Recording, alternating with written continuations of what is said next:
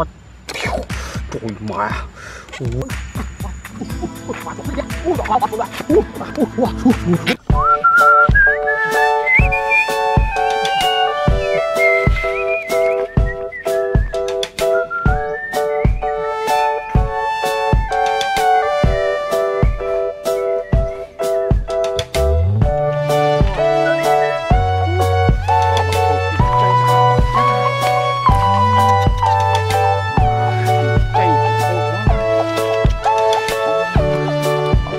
Trời ô à.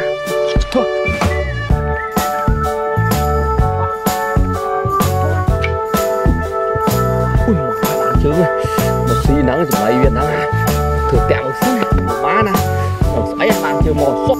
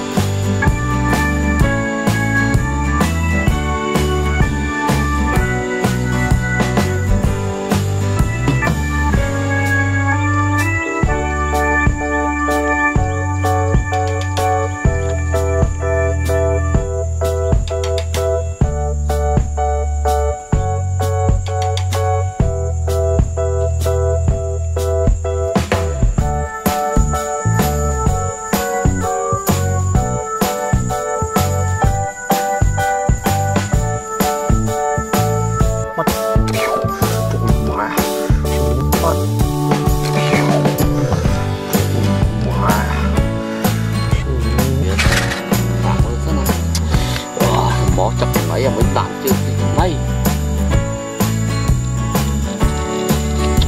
họ tôi mày đi nó co quá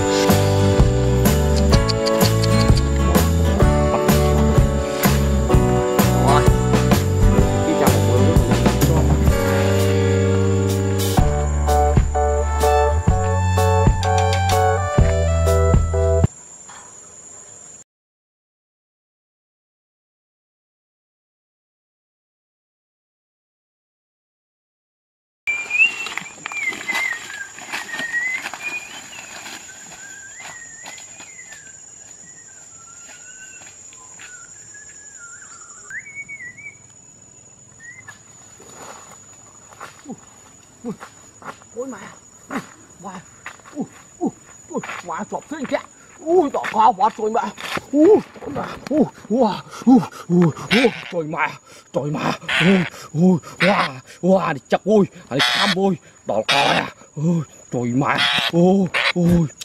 kẻ bọt sạp miền tiền mà ôi đậm bọt đâu ôi đỏ cao à trời mẹ bắt bà lắc cho bắt cho hồn bắt trời mẹ